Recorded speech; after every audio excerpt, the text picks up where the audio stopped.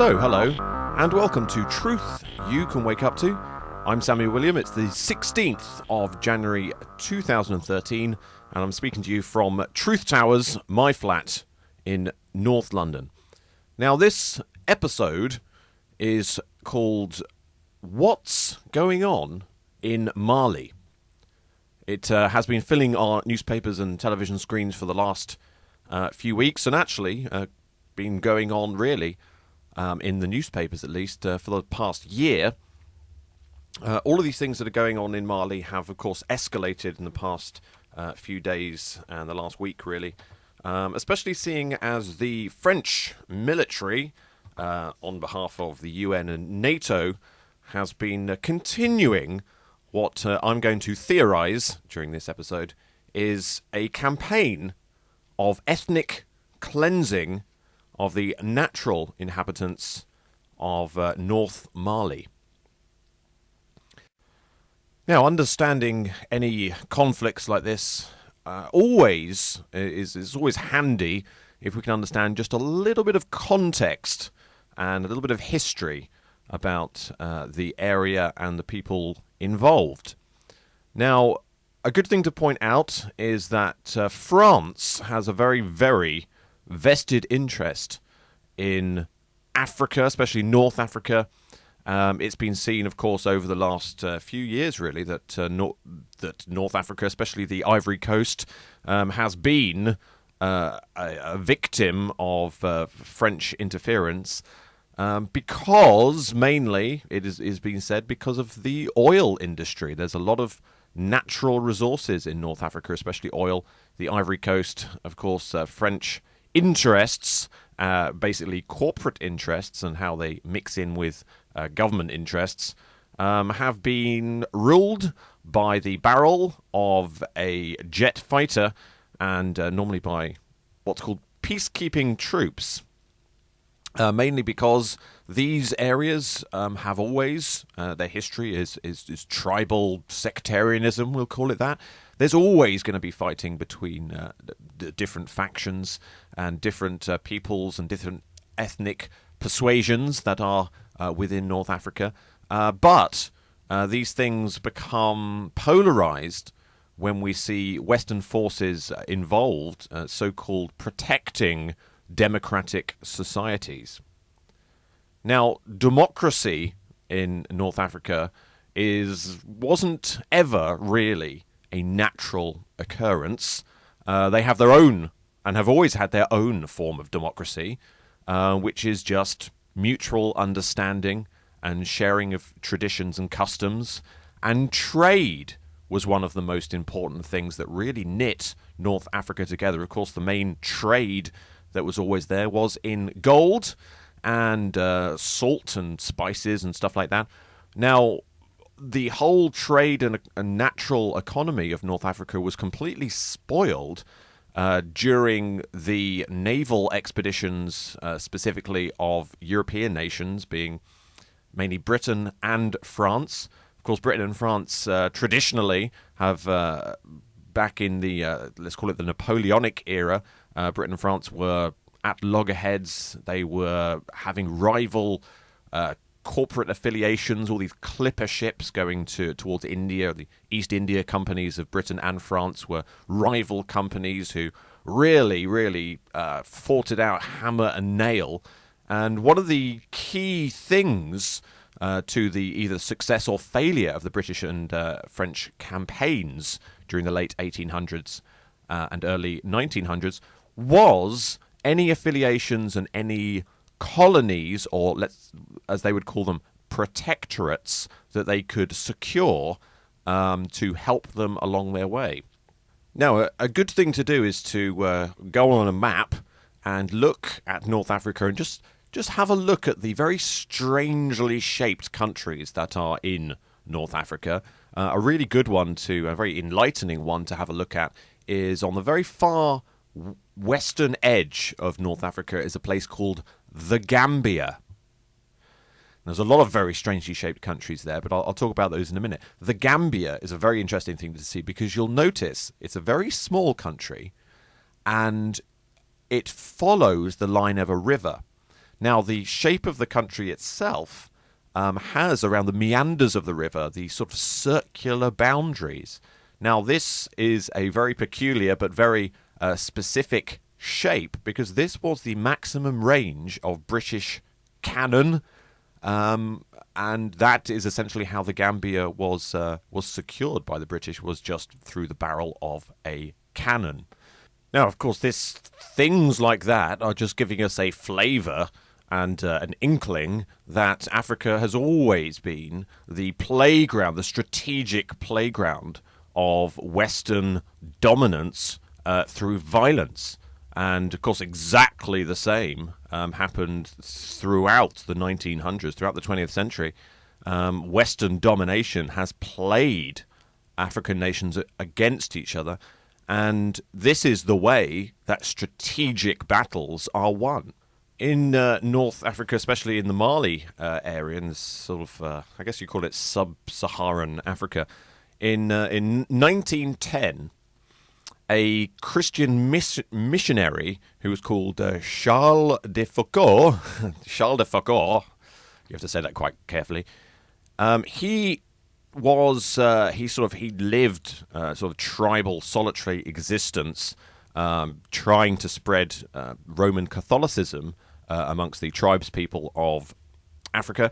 And he, though, was reporting back to the French authorities, and he actually said to the French military, he advised the French military that if they wanted to control the entire region, what they needed to do is to pit the different tribal groups against each other. And that's the way that together as the French nation, they could gain strategic control over the entire thing.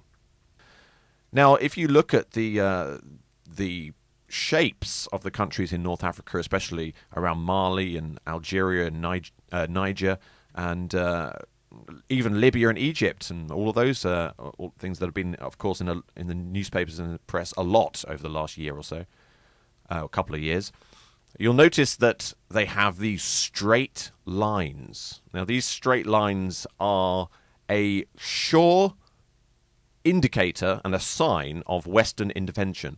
And these straight lines, of course, came about after the end of the Second World War, because France essentially lost control of its protectorates and its colonies in North Africa.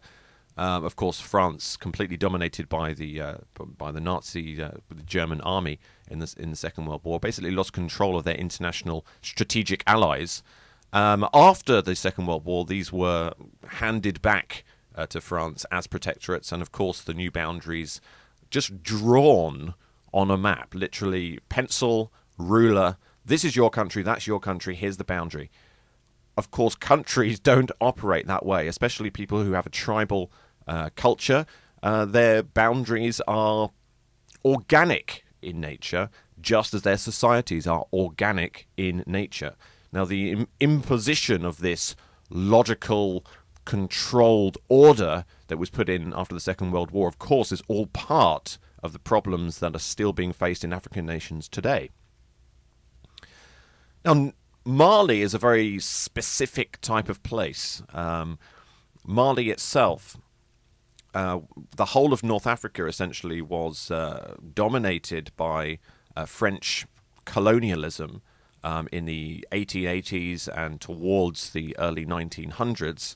And there was a lot of genocide. There was a lot of massacre as the sort of French Foreign Legion and basically French military forces were pushing throughout the whole of the Saharan region and basically ethnically cleansing anybody who didn't agree to that. This is exactly what happened to the people who are fighting in Mali today.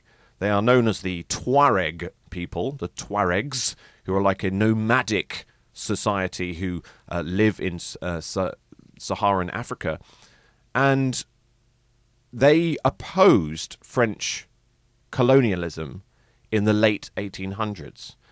France, of course, then opposed them and slaughtered, massacred, and defeated them and forced them into signing a treaty which agreed certain boundaries and certain lands for them And basically, the Protectorate of Mali, which was a French protectorate, was allowed to exist.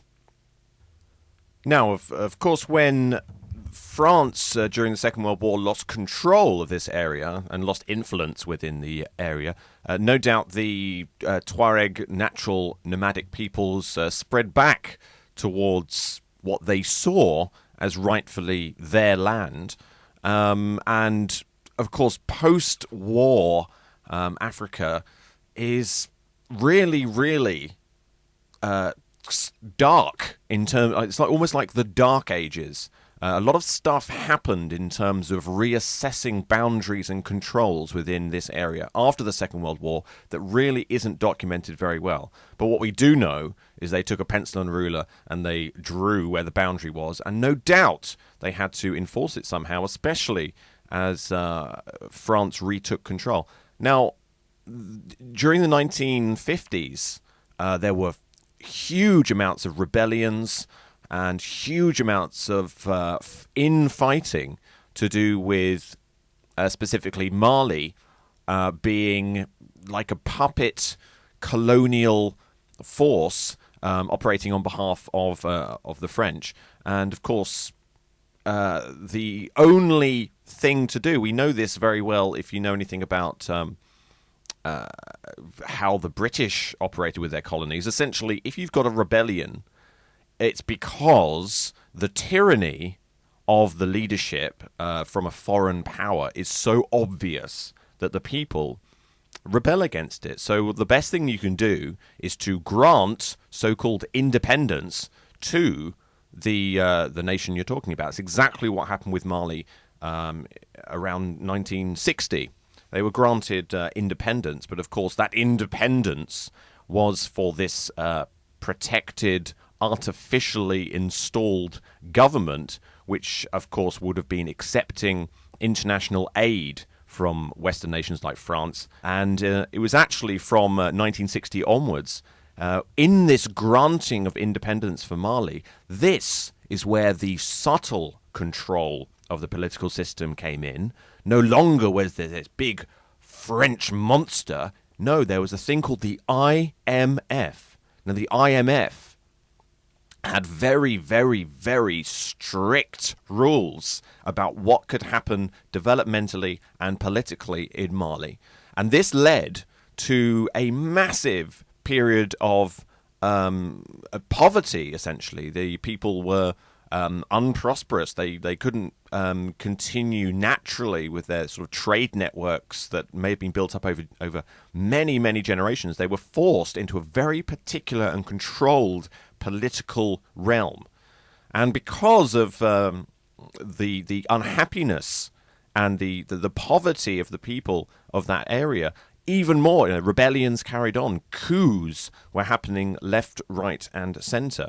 I think the sort of largest and most widely publicised coup was in 1991, with these huge anti-government protests against the sort of puppet regime operating on behalf of France and the UN. Anti-government protests basically overthrew that puppet government, and they had a new constitution. And, of course, the IMF got even more control. And this is where the IMF really gripped Mali with its sort of iron fist and made sure that this new constitution, which was lauded as something that was people-centric, of course, was mainly corporate-centric. And there are a serious amount of natural resources in Mali and in the whole region. Of course, France has always been known as sort of the primary nuclear nation. This is a nation that survives, really only its economy survives, not because of the innovation of its people, not because of the sound economics of its government, but because of its nuclear power. Energy creation through nuclear power stations. This is the way that France survives as a viable economic system.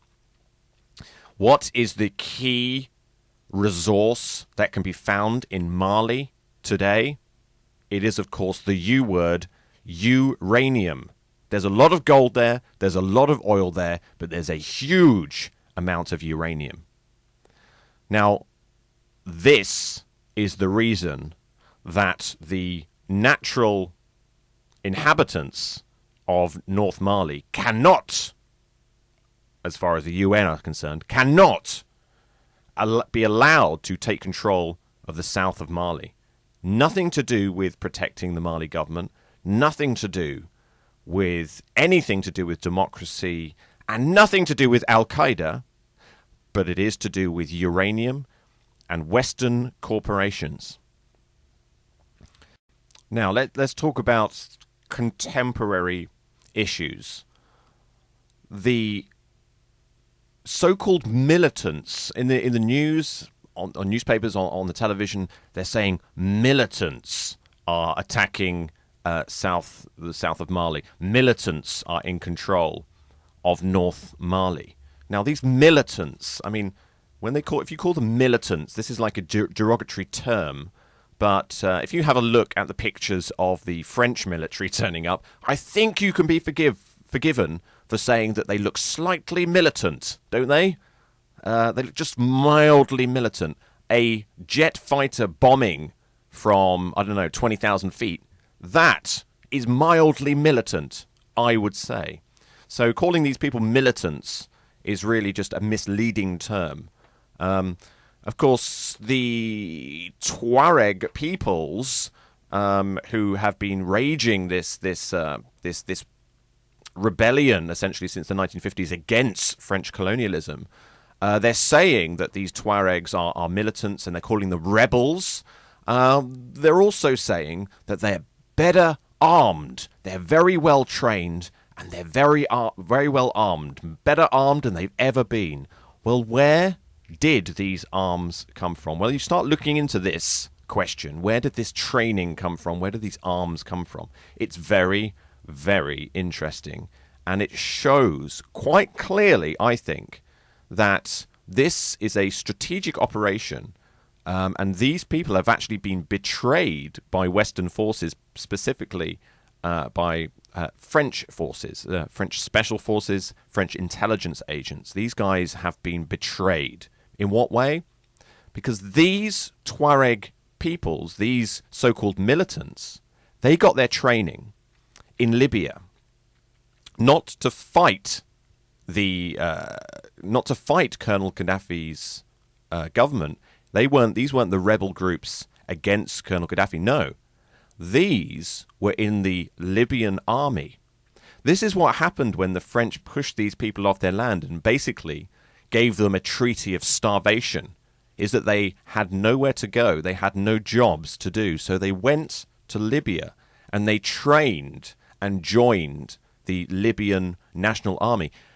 The Colonel Gaddafi had actually promised these people that he would train them and one day return them to their natural rightful place of Mali, or what they would call Azawad, who these guys actually are now calling themselves, the MNLA, which I guess is sort of French. It's like the Mouvement National de la Liberation of Awazad, but it's the National Movement for the Liberation of Awazad.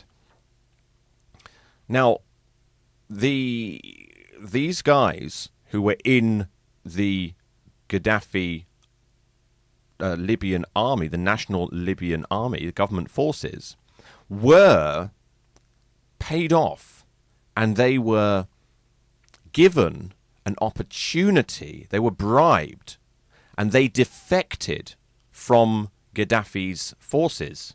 This was a crucial thing in actually overthrowing and winning the strategic, so-called winning the strategic battle against Colonel Gaddafi, was the narrowing and the reduction in numbers of his forces by bribing away one of the largest contingent groups, which were the Tuareg peoples.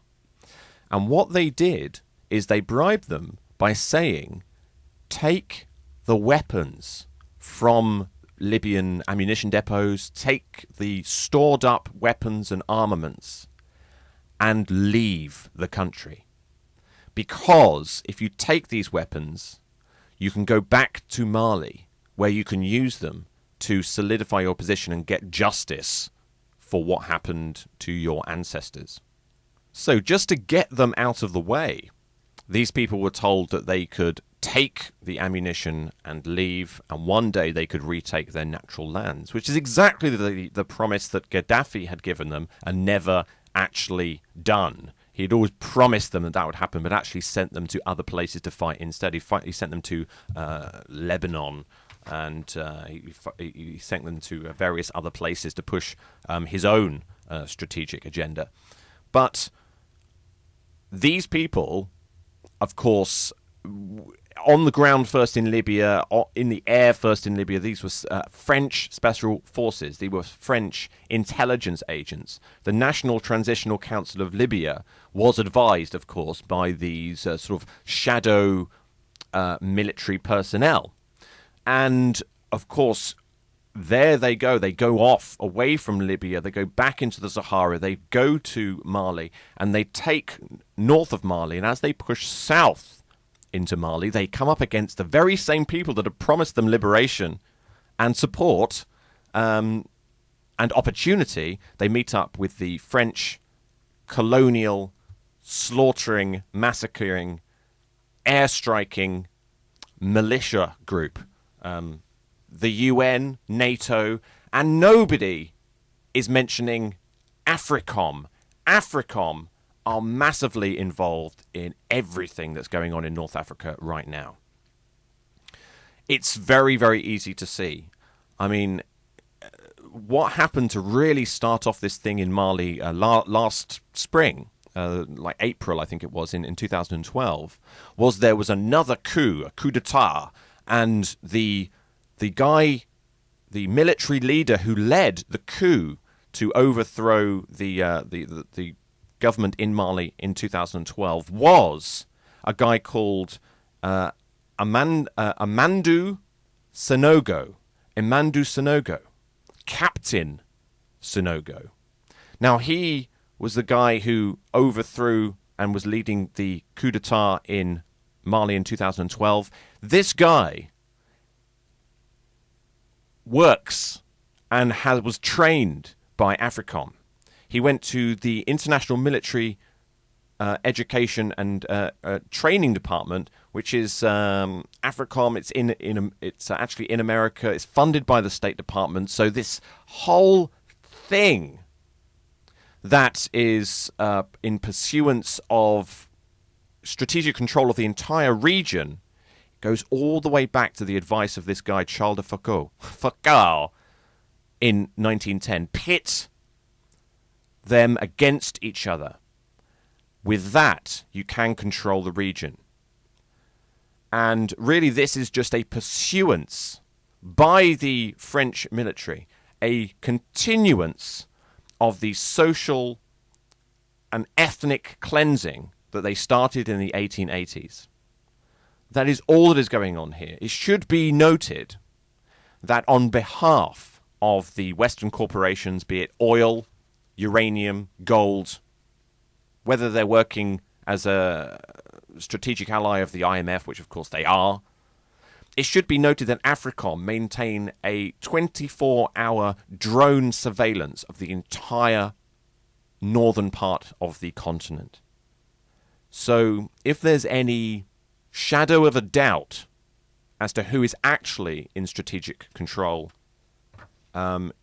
it's not Al-Qaeda. It's a different form of terrorist. It's the terrorist group called AFRICOM. It's the terrorist group called the French military. And it's the terrorist group called the United Nations.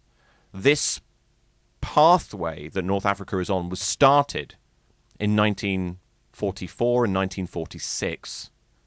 It's a very slow, laborious process. It uses manipulation of tribes, and it uses massacre of civilians as its ammunition.